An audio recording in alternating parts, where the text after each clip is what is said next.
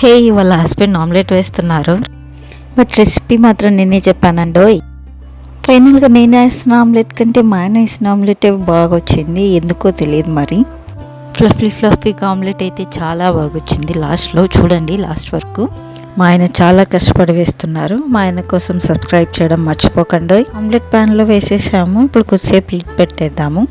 తీసేసాము. ఇది ఇప్పుడు ఎలా వచ్చిందో చూడండి. సపరేట్గా వేయాలంటే టైం పడుతుంది కాబట్టి 5 ఎగ్స్ ఒకేసారి వేసేసాము అనమాట. ఇప్పుడు రివర్స్ చేసే టెక్నిక్ చూడండి మా ఆయన ఎలా చేస్తారో.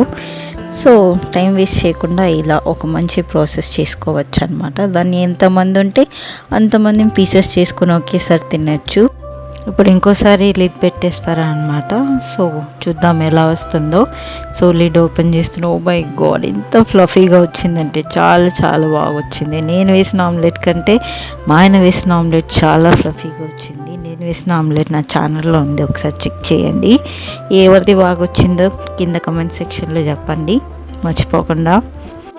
సో ఇప్పుడు మళ్ళీ రైట్ సైడ్కి తిప్పేస్తున్నాము ఆమ్లెట్ని. So yummy, it look so delicious. నేను వేసిన ఆమ్లెట్ కంటే మా ఆయన వేసింది చాలా బాగా వచ్చింది. మా ఆయన హ్యాపీనెస్తో రంజిత మీ సాంగ్ పాడుతున్నారు. So happy. సో ఆమ్లెట్, పులగం రైస్, శనగకాయల chutney, that's for the lunch. So ఇద్దరం ప్లేట్లో పెట్టేసినాము, ఇంకా కుమ్మేద్దాం అనుకుంటున్నాము.